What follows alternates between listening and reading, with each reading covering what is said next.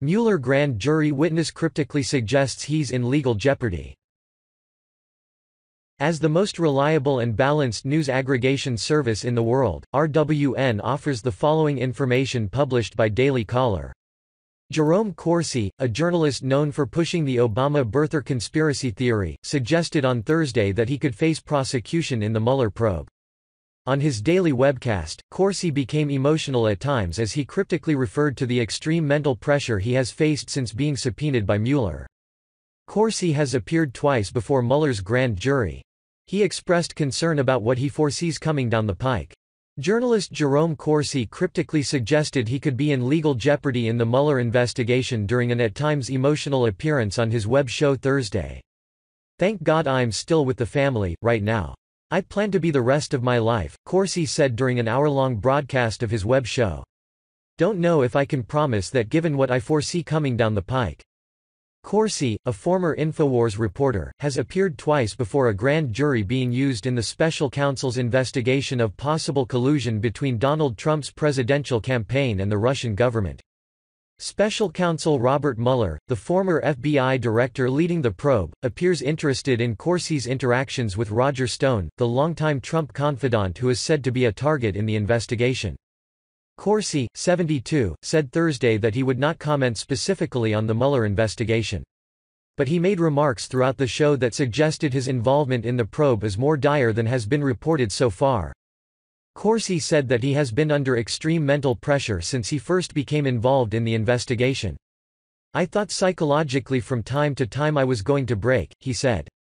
Corsi said Mueller's team subpoenaed him on August 28 and that he's been constantly working with the special counsel ever since.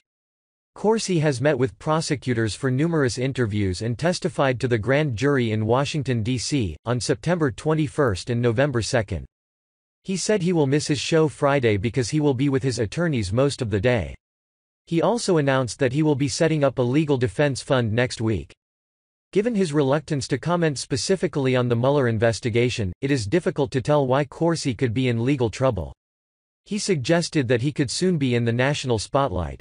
Corsi recalled the intense media scrutiny he received over his 2008 book, Obama Nation Leftist Politics and the Cult of Personality, saying that every channel was talking about me, arguing about me. "And that's possibly going to start again," continued Corsi, who pushed the birther conspiracy theory that former President Barack Obama was born in Kenya. Several times through the show, Corsi recited the Bible verse Jeremiah 20:11.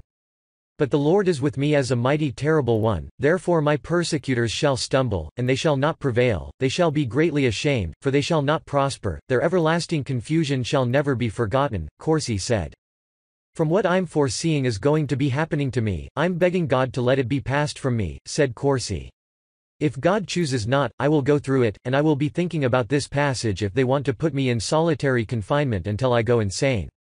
Corsi appeared to choke up when discussing a story about a run-in he had with President Donald Trump at the Plaza Hotel in New York City in 1991. Corsi, who said he met Trump 3 years earlier and knew him socially, recalled how Trump paid for his $1,500 dinner bill after Corsi agreed to change tables at Trump's request. Corsi said that he spoke during that period with Trump's father, Fred Trump, and said that he believed the real estate tycoon would be president someday. Roger Stone, former confidant to President Trump, speaks to the media after appearing before the House Intelligence Committee during a closed-door hearing, September 26, 2017 in Washington, D.C. Photo by Mark Wilson, Getty Images. "I've supported Donald Trump actively when he was running for president. I worked with Roger Stone to help get Donald Trump elected," said Corsi, who added that he has not spoken at length with Trump since 2011. Corsi later added that he had been honored to know both Stone and InfoWars founder Alex Jones. Corsi was first linked to the Russia investigation after Stone told the House Intelligence Committee on September 26, 2017, that a conversation he had with Corsi was the inspiration for a tweet that has landed Stone in the crosshairs of investigators. "It will soon be the Podesta's time in the barrel," the August 21, 2016, Stone tweet said. Stone's critics alleged after the October 7, 2016, WikiLeaks release of Clinton campaign chairman John Podesta's emails that Stone must have had prior knowledge of the scheme. Stone said his tweet was based on information Corsi provided him regarding the business activities of Podesta and his lobbyist brother Tony Podesta. Corsi wrote on March 5 at InfoWars that he and Stone did discuss the Podestas prior to Stone's now infamous tweet.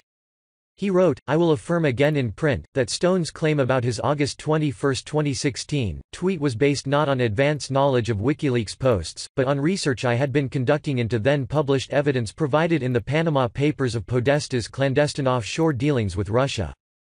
Stone claims he had a link to WikiLeaks and its founder, Julian Assange, through Randy Credico, a left-wing comedian Stone has known for 20 years.